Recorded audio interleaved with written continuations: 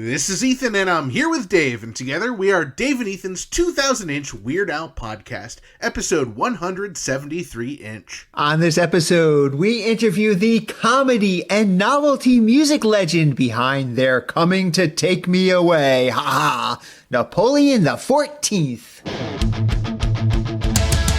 It's Dave and Ethan's 2,000-inch Weird Al podcast. It's a podcast about Weird Al. It's Dave and Ethan's 2,000-inch Weird Al podcast. Seriously, the whole podcast is about Weird Al. Dave and Ethan's 2,000-inch Weird Al podcast. You don't have to listen, but we're glad you are. Dave and Ethan's 2,000-inch Weird Al podcast. Am I the loony or the beaver? What about the king? Ethan, sometimes I think you don't even know if you are Dave or Ethan. Well, never mind that, Ethan. We've got a lot to get to this week, so it's time for What's Happening in Weird Al-Related News! What's Happening in Weird Al-Related News is brought to you in part by Well, and the true legends of the once great forum Huawei, in accordance with support for the rights of gays and LGBTQ+, and people who wash their hands regularly. Thanks, Mark Heidenreich, for the sponsorship. Yesterday, Tuesday, September 27th, a brand new poster dropped for Weird the Al Yankovic Story. The poster is purple and features a close-up photo of Daniel Radcliffe as Weird Al, along with the words, "Weird lives forever." This design is a direct parody of a poster from the 2018 Queen biopic, Bohemian Rhapsody. This is the third official poster for the film, and Dave and I think all of them have been winners. They're so great. Yeah, we hope that they release official prints of them at some point, and not just these bootleg prints on non-reputable websites that have popped up. As reported by our friend over at Weird Al Updates on Twitter,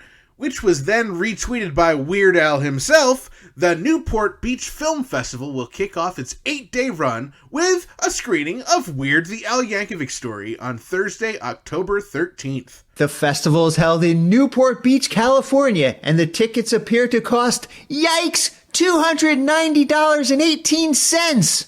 So we'll just take this opportunity to remind you that the film will be streaming for free on the Roku channel starting November 4th. Reservations for the panels and events as part of the New York Comic-Con were set to go live on Monday, but the convention ended up having to shut the system down and is expected to share a new time to reserve panels on their official channels at some point today. Ethan and I were caught in the mayhem for 2.5 hours while the system crashed under the influx of people who we only assume, like us, were primarily hoping to score a reservation to the Weird panel featuring Daniel Radcliffe, Evan Rachel Wood, and Eric Appel in person, and Weird Al Yankovic via Zoom that's happening on October 9th. We're nearly positive that the system crash had nothing to do with the exclusive Funko Pops, or the panels with Brendan Fraser, or Oscar Isaac. It was definitely Weird Al's panel. Well, you didn't think it could happen. Oh, for crying out loud. But once again, it appears that yet another brand new version of Weird Al's Beat on the Brat recording will be released next month. Really? Yes! Due out October 26th, this 12-inch Beat on the Brat variant isn't black vinyl, nor is it red vinyl. Ooh, let me guess. It's gotta be polka dot vinyl this time, right? Nope, it's half black and half red this time. You know, we should just have our intern Frank make this a regular segment at this point. You know, copy and paste, change the color. Well, as far as we know, it's the same content as the Record Store Day exclusive, the Demented Punk website exclusive, and the Urban Outfitters exclusive in a fun new color pattern. That's it. I'm grabbing my baseball bat.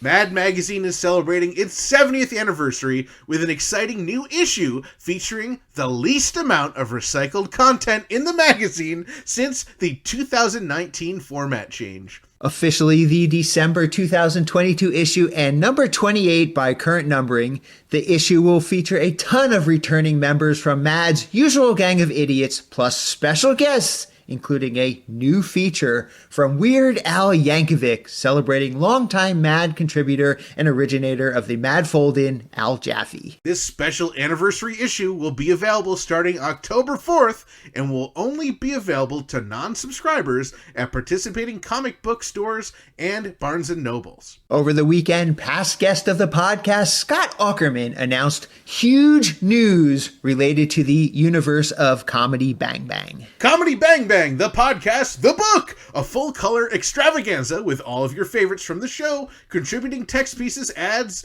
board games, and more, is due to be released in April 2023. Dave and Ethan's 2000-inch Weird Al podcast had reported on this book a few weeks ago when our intern Frank found it for pre-order on Amazon. So I guess we can say you heard it here first. And if you don't remember, we talked about how Weird Al wrote the rebuttal to the introduction, which was written by Lin-Manuel Miranda. Signed edition and regular editions of the book are available for pre-order at cbbworld.com/book. A big thanks to everyone who's alerted us to any and all Weird Al or Weird the Al Yankovic story related inclusions in print media. Blurbs and photos of Weird Al with Daniel Radcliffe have shown up or will show up in Empire, Star, Us Weekly, and for the second week in a row, People magazine. Please keep your eyes peeled and those alerts to us coming. This episode is brought to you in part by vegan burrito restaurant Burrito Burrito in Troy, New York, home of the 2-pound double wrapped in a quesadilla Burrito Burrito, and Wizard Burger in Albany, New York. Come on down to Burrito Burrito and Burrito Burrito your Burrito Burrito, or hop on over to Wizard Burger for mouth-watering, loaded, dare I say beefy, vegan burgers. From Troy to Albany to Uranus, Burrito Burrito and Wizard Burger feed the hungry with out-of-this-world, plant-based, real food, always vegan style. Visit burritosquare.com and wizardburger.com to order ahead. And now it's time for what's happening in Grammy Award-winning Jim Kimo West-related news. The gracious and Grammy Award-winning Jim Kimo West has extended his offer to join Kimo's Corner. You now have through October 3rd to save $20 on the annual membership, which not only includes a ton of benefits, you also get a 50% off your order coupon for Kimo's web store, plus a free ticket to his annual holiday show.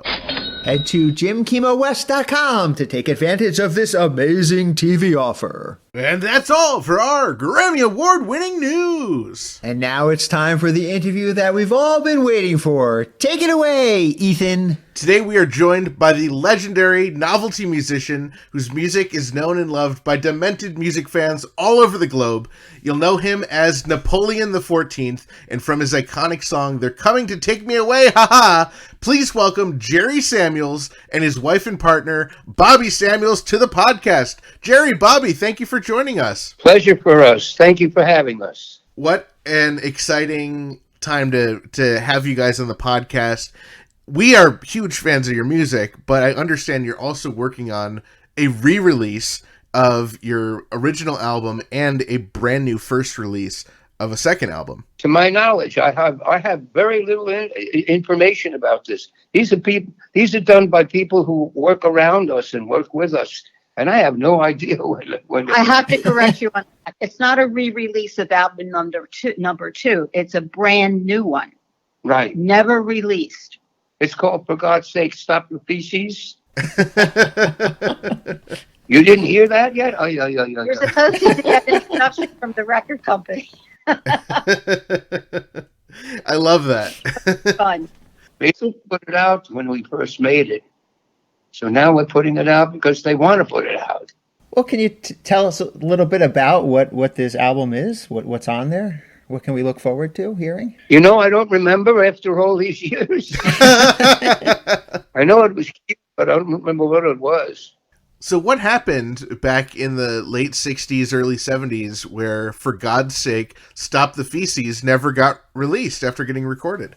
Correct. What's your question? It never got released. What happened? Nobody wanted to put it out. Nobody wanted to put it out? No. So it just sat in storage all this time? Oh, yeah. Nothing else could happen to it. They wouldn't put it out. They wouldn't take a chance. Oh, that's just the beginning of censorship. Let me tell you. Unbelievable. So many things I recorded. Leave the I'm getting Leave the to it. Children Out of It is a very powerful piece, and it's on the album, isn't it?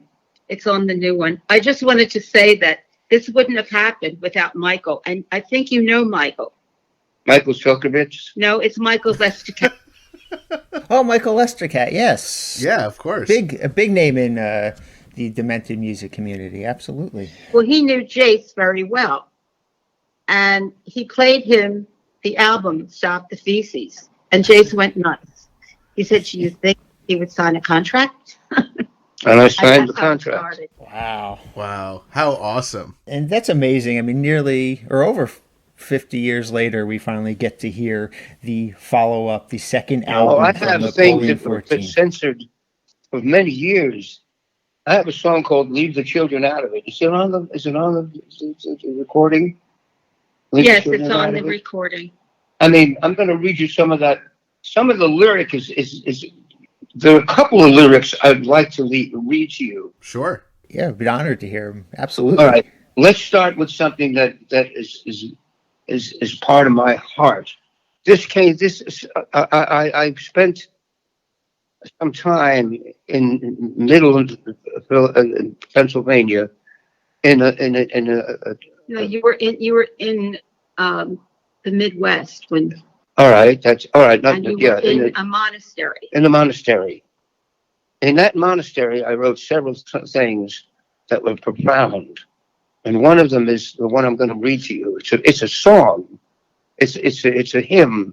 It's got melody. It's got the chords, but the lyric itself is enough to tell you that this is the most important piece to ever come out of me, unquestionably. Wow. Now, I'm going to read you that lyric because I know how important it is. It's called Blessings and Burdens. And this is the lyric. Someday you'll get a chance to hear the whole melody with it, I'm sure. But this is the lyric. In all things to be had are the good and the bad. That's the balance of heaven and hell. And so our blessings are also our burdens. Listen and learn them well. Life is a blessing. Life is a burden. We get pretty much what we give. We grin some, we pout some, we're in some and out some. We win some, we lose some. We live. Love is a blessing, but love is a burden. It shimmers, it simmers, it seethes, it settles and phases, it calms and it crazes, it quenches, it blazes, it bleeds. Children are blessings, but children are burdens. A fact irrefutably true. They're laughing and grieving, they're loving and leaving. They're dearlings, they're yearlings, they're you. Death is a blessing, but death is a burden. We hurt, but it's so hard to die. We're clutching for power, a minute, an hour. We tremble, we cower, we cry. Yes, the good and the bad, and all things to be had, are as one as the sun and the rain. And so our blessings are also our burdens, mixtures of joy and pain.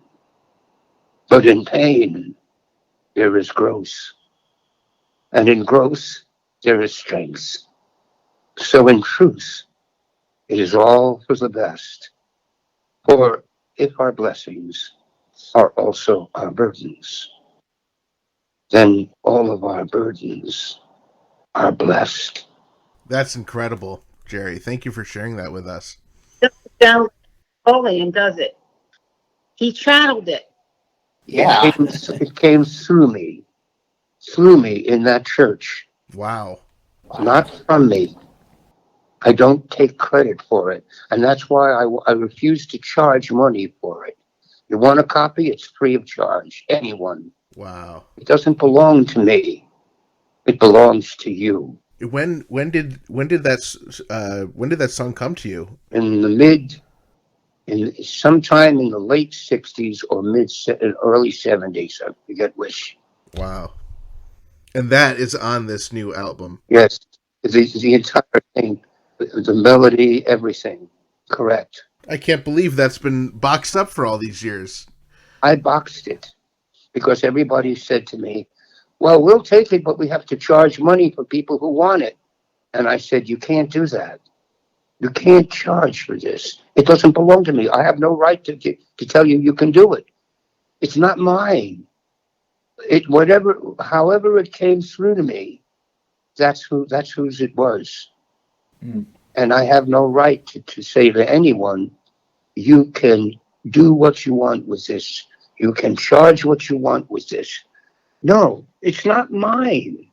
I don't have the right to do that. Right.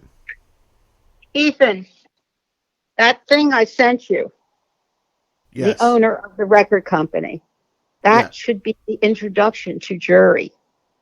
Ethan is the one that put this on the album. That put this. Actually, it's not on the album. It's a special part of. It's a record unto itself in the package. You can get it for free. And I think I owe that to him. And if they don't give it to you for free, I'll give it to you for free. You're talking about Jace from Needlejuice. You can't do that. I don't know who. I don't know why. I don't know what power put it through my head. But I didn't do it. I channeled it. And I don't own it.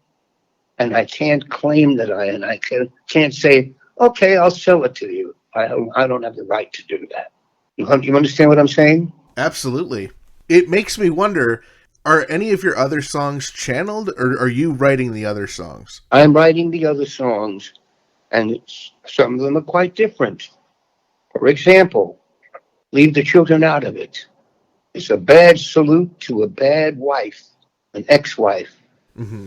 Right. And I'm going to read that to you just for the hell of it, okay? Okay. All right. Leave the children out of it. Leave them alone, Rosemary. You leave the children out of it. Leave them alone, Rosemary. For God's sake, leave the children out of it. Leave them alone, Rosemary. We had a marriage that was sick. But what you pull now is a cruel and shameful trick. You drag the children down your paths and make them wallow in the gutters of your wrath.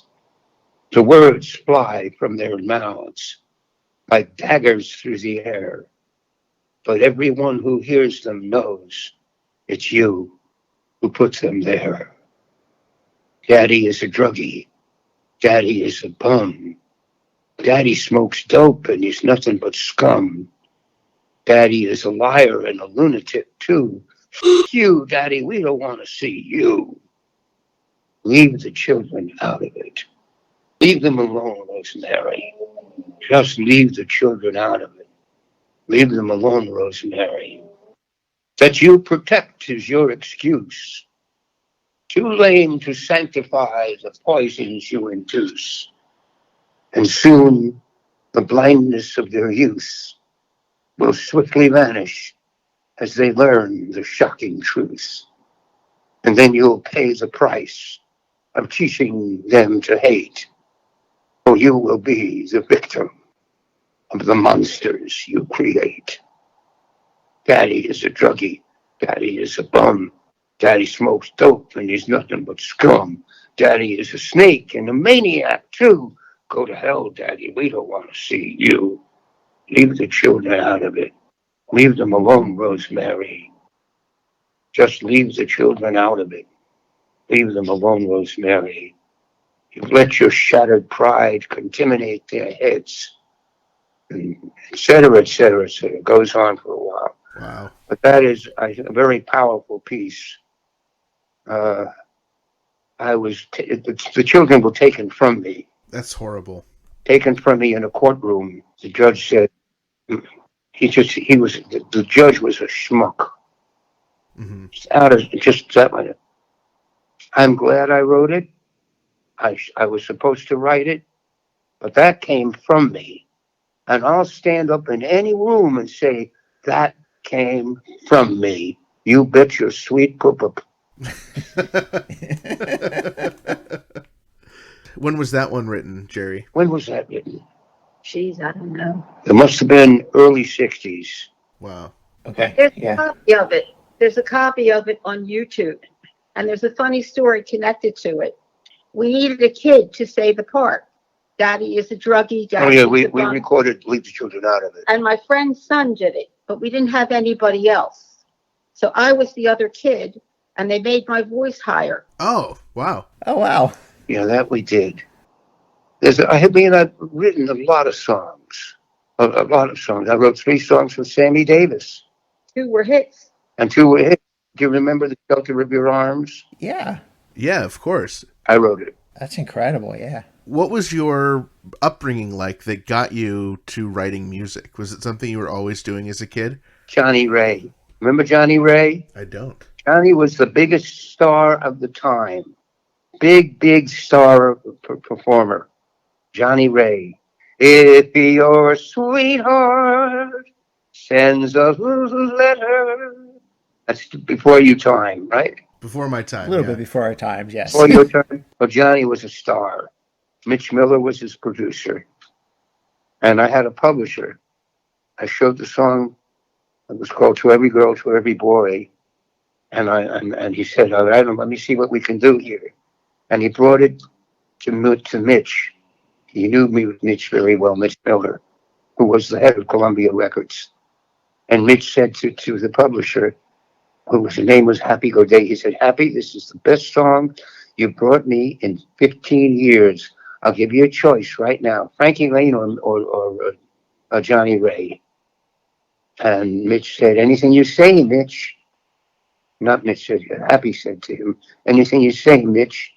And Mitch said, well, Johnny's coming up first, so we'll do it with him. My idol, and Johnny was my idol. My idol recorded my song. Then he recorded 2 other songs of mine. Wow. I was the star of the school, for crying out loud. For sure. And these things happened. I'm very flattered. I do everything I can to entertain people properly. Some of those things that I wrote are hard to take, but I wrote them.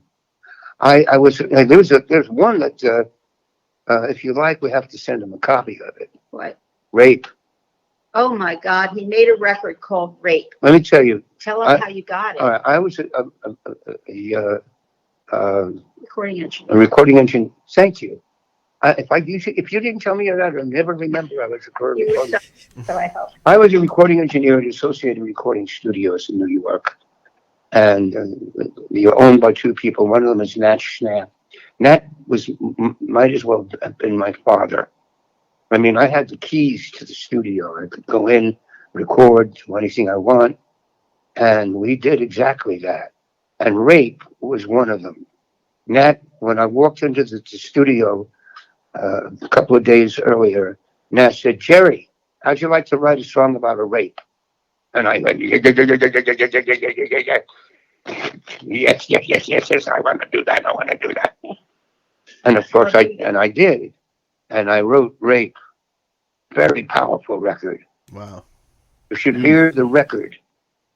It's very, is it on the album? Yes. It is on the album. Very powerful record. It was something that I'm very pleased to have done. Now some people can't hear it. If you were attacked, if you're a lady who was attacked, you wouldn't want to hear this record. I can understand that. Yeah. But the record, well, all right. The owner of the company, we recorded it because the studio got this guy to sign an agreement. He was recording a whole bunch of things. He made records for what do you call them? Movies. For movies, the kind of movie you want to take you to your son to. You know, that kind of movie. But he was very successful, and he said to Nat, he said, I need a song about a rape. And Nat said to him, listen, I got just the guy who can do it for you.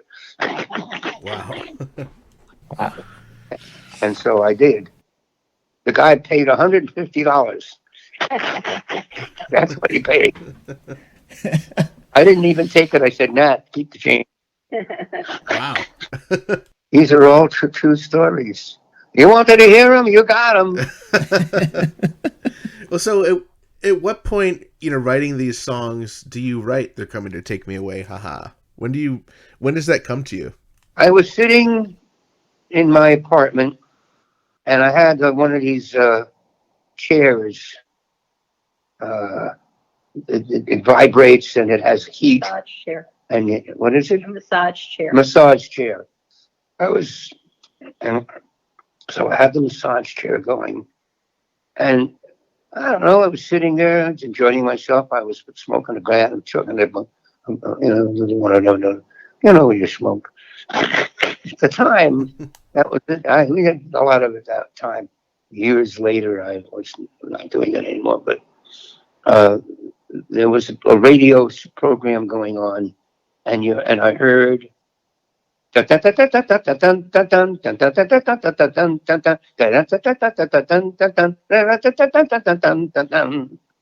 I found out later it's called The Campbells Are Coming.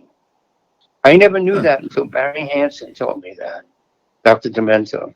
I asked him, do you know what it is? He said, sure, it's The Campbells Are Coming. And that, I didn't realize that I didn't hear any voices. I just heard the melody, and that's what turned me on to do They're Coming to Take Me Away. Ha-Haaa. Wow. They're coming to take me away. Ha-Haaa. But I never put it to music. But that's what brought that lyric out. They're coming to take me away. Ha-Haaa. And it was so exciting. They're coming to take me away. Listen to this, and I'm very proud of this. They're coming to take me away. Ha-Haaa. Is the most successful novelty record in history. I believe it. Yeah, I believe that. In history. Now, I'm blessed. I am very grateful. I don't take advantage of it. I offer autographs for people who want them. No problem. I am not special. I'm just a guy. And if I can put a smile on somebody's face, I'm going to do it, or I'm going to hang my head in shame. I disagree with that. I think you are special. I think you've written a lot of incredible stuff, and you've done a lot of incredible stuff in your career. I think that's special. Yeah, so I'm not talking about generally. I'm saying if I do something in that in itself is special. Not just one, not generally, but if I come up with a concept that's special, I'm going to make sure that people have it as easily as possible. What you want, Mama? You don't have it facing you, so that he won't be able to hear you. What am I doing? Now you'll be able to talk. Can you hear me? To face you. I can hear you. Yes, we Oh, hear you. good. What did I do? What did I do wrong? You had it turned toward me. It should be turned toward you. No, I think it should be turned towards you. No, thank I you. think it should be turned. This is about you. No, it's about us. It's about No, you. no, no, no, no, no, no, no, no, no, no, no, no, no, no, no, no, no. Who was that lady sitting with you? You're not going to tell me? Are you talking to us? There's a lady sitting with you. I know that. I can hear her laugh. Just wonder who she was. There's only two of us here, Jerry. There's Dave, who's speaking right now, and there's Ethan, who's also on the podcast with us. You mean neither one of you was a lady? Last time I checked, neither one of us was a lady. Do we sound like ladies? I'll tell you what, if I talk like that, is that any better? And then I can do all the way up like this, and I can keep going, and I sing with. I sing that way. I love to sing that way. Well, let's talk about They're Coming to Take Me Away, Ha-Haaa. That song, it peaked at number 3 in Billboard. It sold over 1 million copies. It was awarded a gold disc. At what point did it take off? When did you realize that you have a cult classic here? First of all, if it got a gold award, I've never seen that. I know it should have, but I've never seen that award. Now, and your question is, at what point does They're Coming to Take Me Away, Ha-Haaa, take off and just become a cult classic instantly, or does it take a little time before it becomes a classic? Immediately. Yeah. First of all, it was difficult to get it played, but on ABC, somebody said to the power that be, let's play it just once. I want to tell my audience that this is going to be our new theme song. See what he says. And then the director of all of that said to the disc jockey, all right, but just once. Okay, just once. They played it once, and their switchboard lit up like a Christian. And it just was immediate. The next thing we knew, the thing was a smash all over the world. I mean, the world. Wow. Nothing ever before to us or to anyone else. It was an instantaneous bomb all over the place. I mean, it was you couldn't go anywhere without hearing it. This to me is a very flattering thing. I didn't expect that to happen. I expected it to create some activity, but I never thought that was going to happen. And when it did, I was amazingly taken. It was something I would never imagined happening, but it did. And I do everything I can to acknowledge it. People want autographs, no charge. Let me know who you are, where you are, I'll send it to you. No problem. That's very cool. No problem. Because if you like whatever I did, even though I can't imagine why you would, nevertheless, because the whole thing can get nuts. But I have to tell you, if I can do anything to say thank you, I will do it. I will do it. I'm very flattered.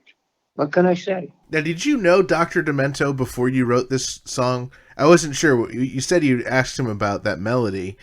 Or was he someone you met after They're Coming to Take Me Away, Ha-Haaa came out? Well, we became friends not too long before that. Yeah. So I knew him that way.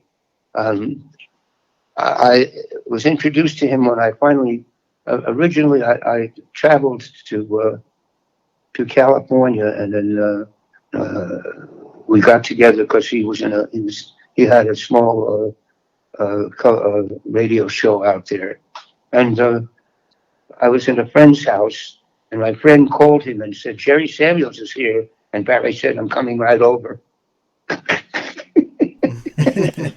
What did he know you from? Did he know you just from the songs you had written? He knew They're Coming to Take Me Away, yes. Okay. Yeah. That he knew. So that's the story. I don't know what else I'll tell you. You wanted it, you got it. Well, we're obviously very interested in how you first met Weird Al. Did you meet him through Dr. Demento? No. I met Weird Al. How did I meet Weird Al? Many years ago. Wait a minute. 20 some odd years ago. Harv was at a party in Los Angeles. That's right. Our man, friend of ours, was at a party in Los Angeles, and he met Weird Al. And somehow or other, their conversation turned to me. And Al said, oh, you know him? Can I get a hold of him? Etc. And we became friends right away. Wow. How cool. Incredible. Yeah. And so what was your first interaction with him? Were you guys, just talking on the phone? He called me. And then we got together. I don't remember why we got together or how we got together, but we got together. I think we went to one of the programs he had here, and we went backstage. or something. No, hold on. He said that you were an inspiration to him. Yeah, he said I was his inspiration. And I don't know why, but he called and you were on the phone forever. yeah, we talked forever on the phone. Yeah. And it was nice. I mean, we really hit it off right away. When his daughter was born, I sent him a special gift for her entrance into. Sure. She's beautiful. Yeah, she's very attractive. So, we got to know each other for a while. That's so nice. And occasionally, when we can, we talk or we email together. It's nice. Yeah. What can be not nice? So, Bobbie, you mentioned that you and Jerry went to a couple Weird Al shows. Do you remember which tours they were and what the experience was at the shows? Well, the first time we went to a show, I think it was in Philadelphia at what was the name of that, where that other theater was? I forget. I can't think of the name of it. Very famous place, and I can't think of it. We're both old fogies, that's why. Anyway, we went to the show, and it was in Philadelphia. No, it was in Philadelphia, wasn't it? I don't remember. I really don't remember. It was closer to Philadelphia than we are. Anyway, we met him after the show. No, we didn't. I'm sorry. The first show was way before that, and I can't read. The Keswick. It was at the Keswick Theater. Right. Oh, nice. Okay. Glenside. And from what I remember, we saw him, and he's just a great guy. And we were leaving, and as we were walking out, Al said, "Can I have a hug to me?" And I said, "Yes, of course." He said, "Can I have another hug?" So now there's a tradition. Anytime we get together, he gives Bobbie 2 hugs. Oh. Aw. Oh, that's so sweet. It's cool. But we saw him the last time, the picture you have in Lancaster. It was a couple of years ago. Right. You saw on the Vanity Tour in 2018. He had another show in Philadelphia that we were going to go to, right in the center of Philadelphia. And my cat got sick. Oh, no. I had to rush to the vet. Yeah, I had to rush him no. to the vet. Yeah, it was a shame, but these things happen. And I know he's an animal lover, so Yeah. he understood. Of course. Bobbie and Jerry, how did the two of you meet? How did we meet? Yeah. Good question. How did we meet? You want to tell him how we met? How did we meet? Oh, we met was a friend of ours who knew Bobbie, knew me, but Bobbie and I hadn't met yet. And she said to Bobbie, "I got this guy you really want to meet." She was a performer. She was a performer. I was recording. I was an agent. I had an agency in Philadelphia for entertainment in various small places like the other places. But I booked 30,000 dates in the time I was there. Yeah. Wow. So she introduced us, and the next thing we knew, we hooked up, and that was it. We stayed hooked up. So I'm gonna let her. So I'm gonna let her stay. No, you could stay. She always says that. So I let her stay, and she says, "No, you can stay." That's her cue for coming on. I say, "I let you stay," and she says, "No, you can stay," which is wonderful. I love it. As collectors, Dave and I, we collect everything that Weird Al has been on or released. And I'm looking up, they're coming to take me away, Ha-Haaa, and it's been released on seemingly hundreds of these different compilations and different albums over the years. Do you have any sort of semblance of the number of albums and where it's been released, or any sort of personal archive or collection of these releases? I don't. I suppose I could if I wanted to, but I say whoever wants to do it, go right ahead. Again, I'm not money crazy. It was really. As a matter of fact, I don't have any money. Bobbie has the money. She does it. Really? She does whatever she wants with it. It was re-released by Warner's. Oh yeah, Warner's released it twice. He also did another thing for Warner's, which was under Rhino, and that was the second coming. That's true. Right. And other than that, if somebody wants to use it, I'm not going to say anything. We have like Kanye West. Oh yeah. All right, now you know Kanye West. Everybody knows Kanye. You know Kanye. Yeah. You know Kanye West. Okay. But he wanted to use a couple of pieces of some of my recordings. He wanted to use, and they're coming to take me away. He wanted to use ka-chunk. And he did it. And he paid us, how much did he pay just to use that ka-chunk? How much was it? I think it was $50,000. That was $50,000? Wow. I mean, ridiculous. No, that was not. That had a little less because there was one that followed it, and the two of them together came up to 50,000. I think so. I think he And used it a couple times. And he used it a couple of times. He just did. He didn't ask me. He just did. But he had to pay us. Yeah. And he did. Wow. He didn't have to do that. I would have said, if he called me and said, I want to use this, I would have said, hey, listen, don't tell anyone. Just do it. I'm telling you it's all right. But he didn't do that. So He's been barred from Facebook. Unbelievable. Yeah, they barred him from Facebook. He didn't have to do that. All he had to do was ask me, and I would have said, sure, Conway, go ahead. Wow. You really are. You seem like you're above and beyond just the nicest guy. You're really looking to help Kanye out. That's amazing. And I want to tell you, you have excellent taste. Well, thank you. Oh, at any time. And I'll swear by it. So, they're coming to take me away. Ha-Haaa. It spawned, multiple sequels and tributes. I'd like if you could tell us a little bit about, the one sequel, They're Coming to Get Me Again. Ha-Haaa. Well, that was the answer to it. That was the follow-up. Yeah, that was another album you did. That was another album. I was down in New York when you did it, too. They're Coming to Get Me Again. Ha-Haaa. Yeah. We recorded that as a follow-up recording. So are there any plans for a trilogy, a third follow-up to this song? I don't have a plan for it. If somebody wants to do it, go right ahead. Okay. The other Stop the Feces was the third album. Well, yeah, there is a follow-up album. It's called For God's Sake, Stop the Feces. I need material. And it's a lot of material on the third and fourth album. Oh, we can't wait for that. You're definitely looking forward to hear that. I want to just mention, the longevity of this song, that, you recorded it 50 years ago, close 50 years ago, and it's constantly on Dr. Demento's Funny 5 or Funny 25 countdown.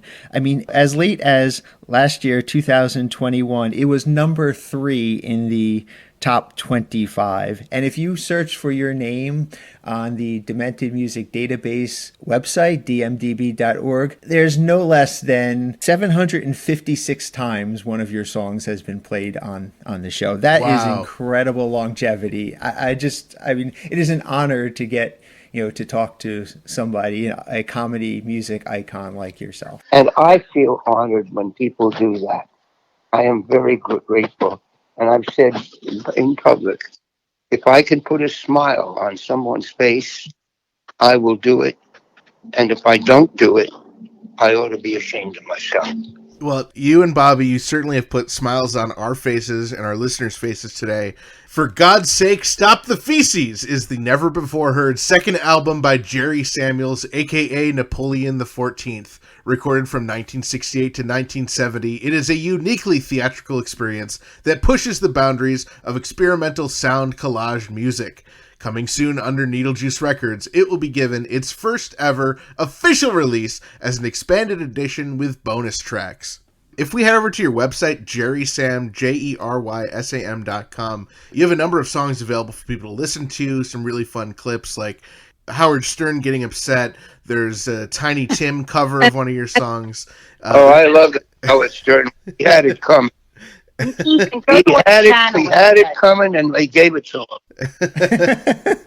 That website would not be up, and that was so many years ago, if it wasn't for Bermuda Shorts. Yeah, Bermuda talked us through the Taught me. website. And I still didn't know what I was doing. You know who he is.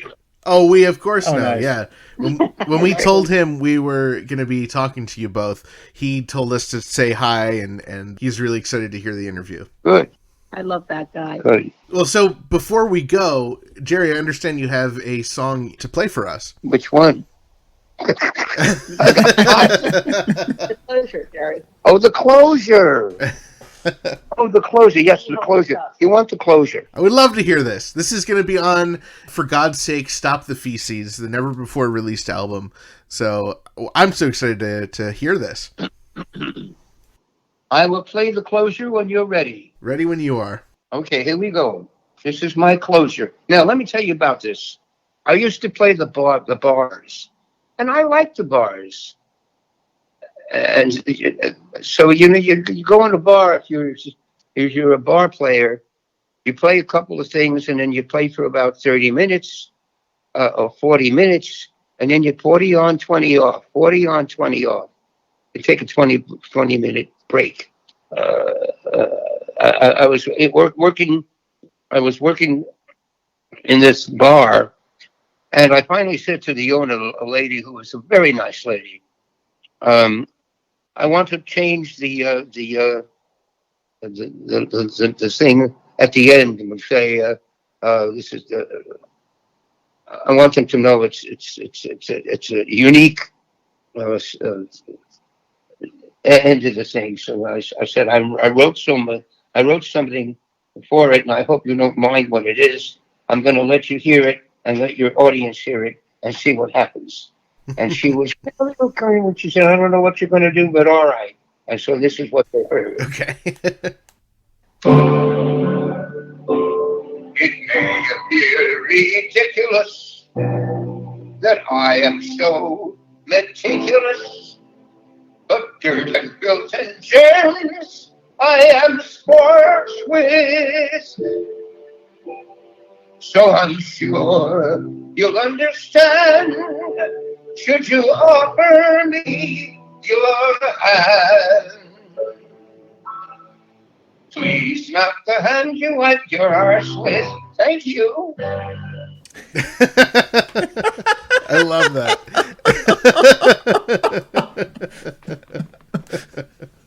And what was her reaction when she heard that? Well, her reaction was, Gary!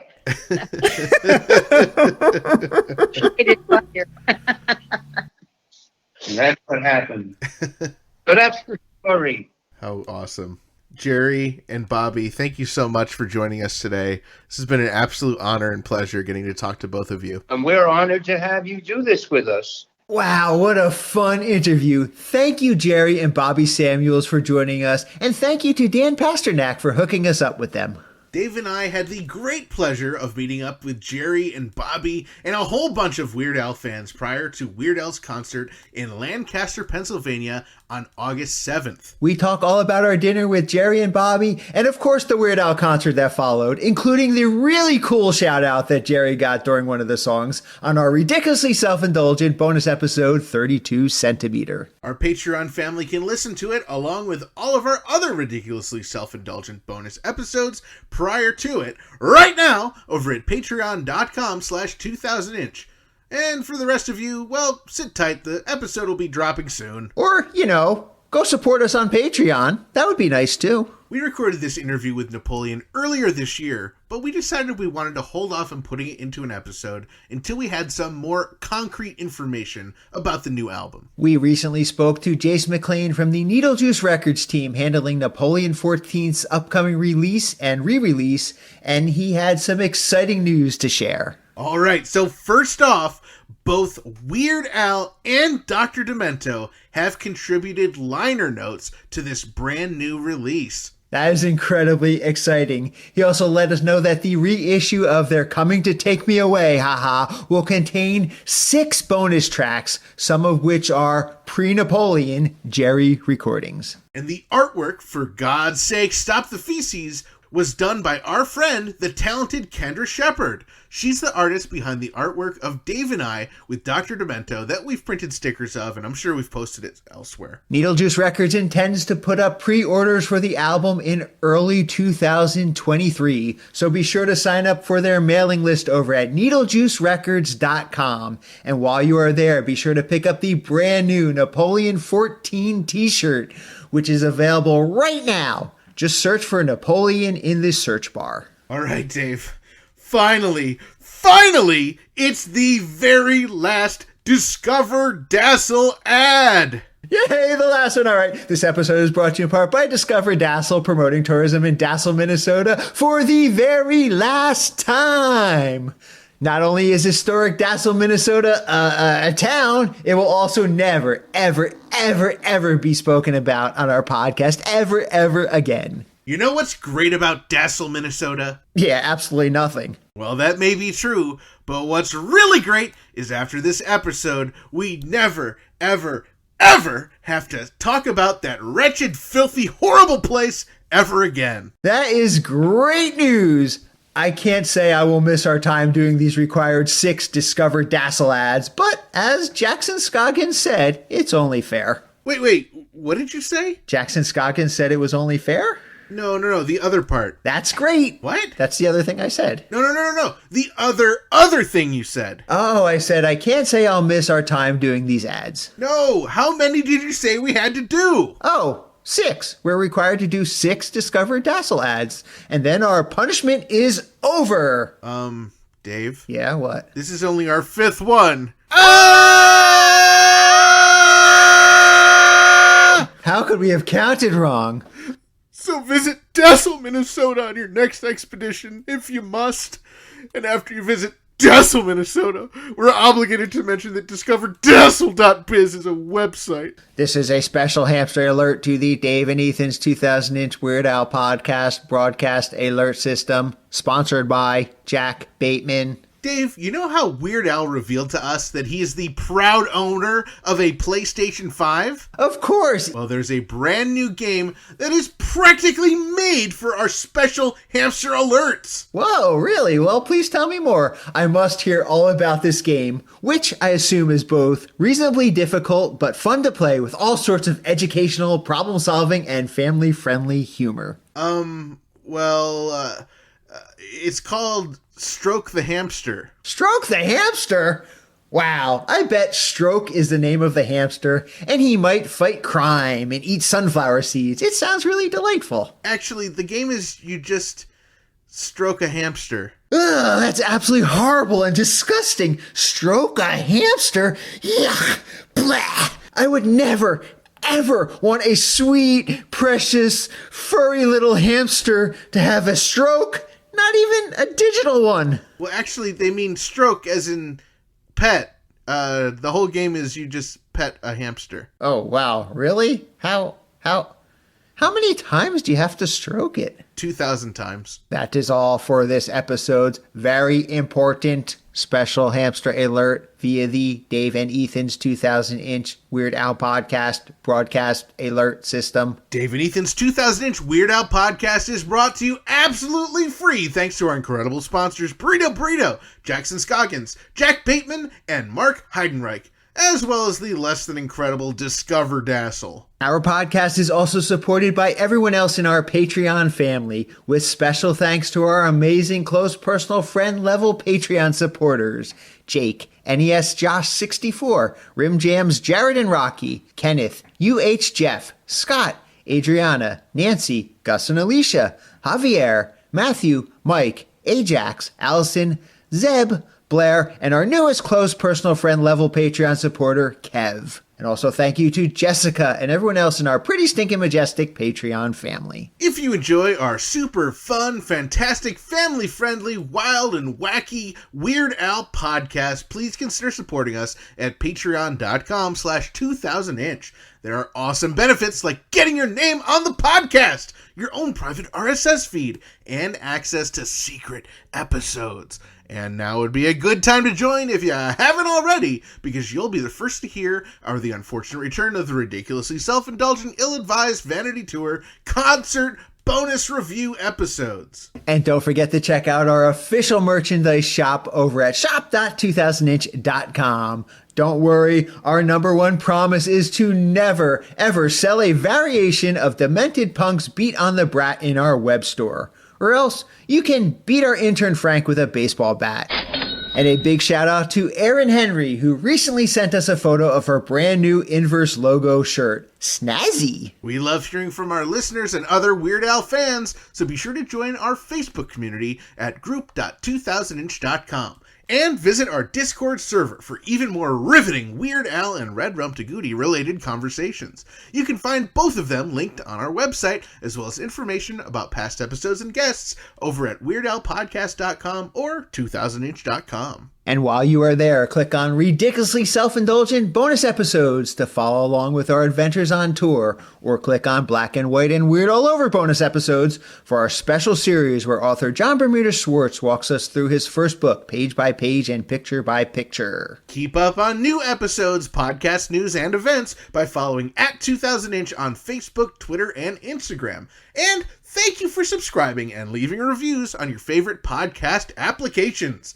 Make sure you're subscribed because it not only helps the podcast, it helps us validate to ourselves that the way we treat our intern Frank is totally acceptable and appropriate. Plus, we love it when we receive voicemail via our official patent-pending 27-hour-a-day podcast hotline, 347 Spatula.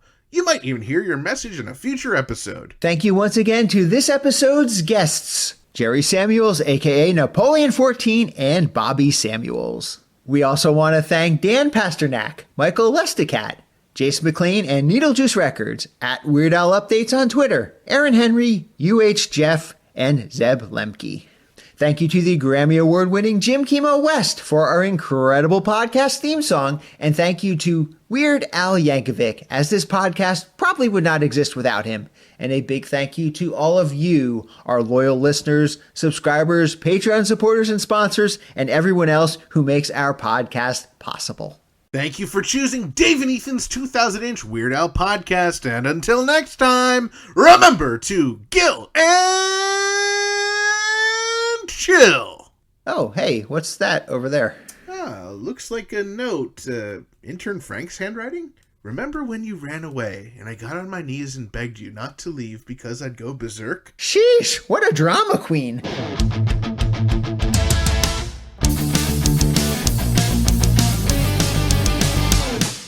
That was Dave and Ethan's 2000-inch Weird Al podcast, episode 173-inch. They're coming to take us away, Ha-Haaa.